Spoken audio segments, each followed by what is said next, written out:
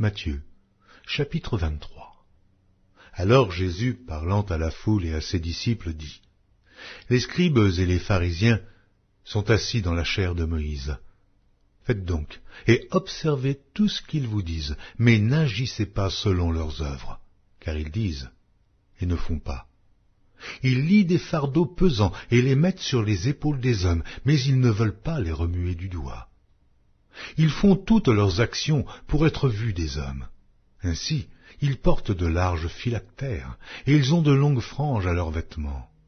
Ils aiment la première place dans les festins et les premiers sièges dans les synagogues.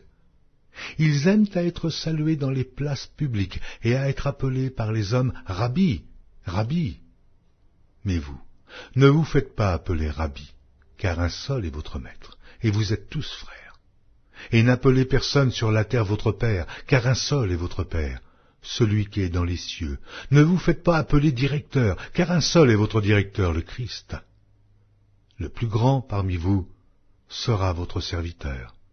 Quiconque s'élèvera sera abaissé, et quiconque s'abaissera sera élevé. Malheur à vous, scribes et pharisiens hypocrites, parce que vous fermez aux hommes le royaume des cieux. Vous n'y entrez pas vous-même, et vous n'y laissez pas entrer ceux qui veulent entrer. Malheur à vous, scribes et pharisiens hypocrites, parce que vous dévorez les maisons des veuves, et que vous faites pour l'apparence de longues prières. À cause de cela, vous serez jugés plus sévèrement. Malheur à vous, scribes et pharisiens hypocrites, parce que vous courez la mer et la terre pour faire un prosélyte, et, quand il l'est devenu, vous en faites un fils de la Géhenne 2 fois plus que vous. Malheur à vous, conducteurs aveugles, qui dites : si quelqu'un jure par le temple, ce n'est rien, mais si quelqu'un jure par l'or du temple, il est engagé. Insensé et aveugle, lequel est le plus grand, l'or ou le temple qui sanctifie l'or ? Si quelqu'un, dites-vous encore, jure par l'autel, ce n'est rien. Mais si quelqu'un jure par l'offrande qui est sur l'autel, il est engagé. Aveugle, lequel est le plus grand, l'offrande ou l'autel qui sanctifie l'offrande ? Celui qui jure par l'autel, jure par l'autel et par tout ce qui est dessus. Celui qui jure par le temple, jure par le temple, par celui qui habite. Et celui qui jure par le ciel, jure par le trône de Dieu et par celui qui est assis.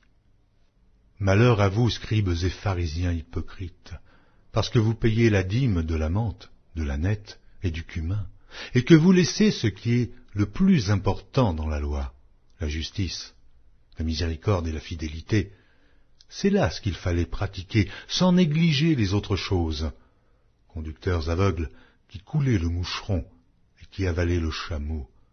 Malheur à vous, scribes et pharisiens hypocrites, parce que vous nettoyez le dehors de la coupe et du plat, et qu'au-dedans, ils sont pleins de rapine et d'intempérance. Pharisiens aveugles, nettoient premièrement l'intérieur de la coupe et du plat, afin que l'extérieur aussi devienne net. Malheur à vous, scribes et pharisiens hypocrites, parce que vous ressemblez à des sépulcres blanchis, qui paraissent beaux au dehors, et qui, au dedans, sont pleins d'ossements, de morts et de toute espèce d'impureté. Vous de même, au dehors, vous paraissez justes aux hommes, mais au dedans, vous êtes pleins d'hypocrisie et d'iniquité. Malheur à vous, scribes et pharisiens hypocrites, parce que vous bâtissez les tombeaux des prophètes et ornez les sépulcres des justes, et que vous dites : si nous avions vécu du temps de nos pères, nous ne nous serions pas joints à eux pour répandre le sang des prophètes. Vous témoignez ainsi contre vous-même que vous êtes les fils de ceux qui ont tué les prophètes. Comblez donc la mesure de vos pères. Serpents, race de vipères, comment échapperez-vous au châtiment de la Géhenne ? C'est pourquoi, voici, je vous envoie des prophètes, des sages et des scribes.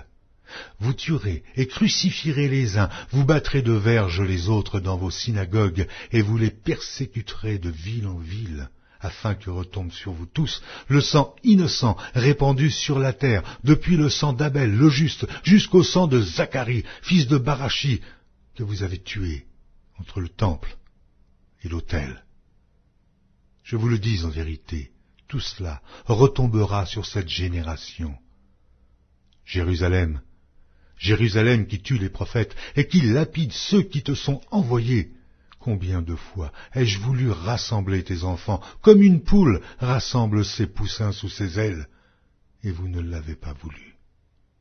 Voici, votre maison vous sera laissée déserte, car, je vous le dis, vous ne me verrez plus désormais jusqu'à ce que vous disiez « Béni soit celui qui vient au nom du Seigneur ».